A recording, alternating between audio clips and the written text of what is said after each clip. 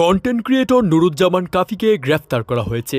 ভাই রে ভাই, অনেক নাটকীয়তার পর অবশেষে গ্রেফতার হলেন কন্টেন্ট ক্রিয়েটর নুরুজ্জামান কাফি।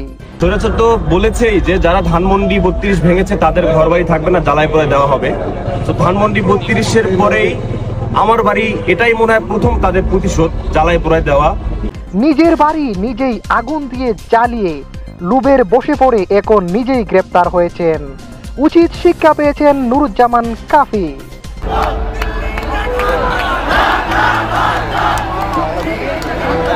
তিনি কখনো ভাবতেই পারেননি যে তার জন্য শেষমেশ জেলখানা বরাদ্দ রয়েছে।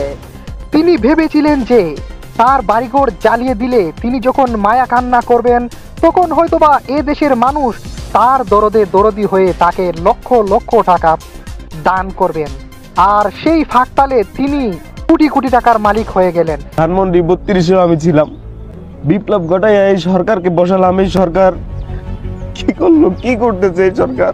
কিন্তু দুর্ভাগ্যবশত নিজের জালে নিজেই ধরা পড়ে গেলেন ইউটিউব কন্টেন্ট ক্রিয়েটর কাফি।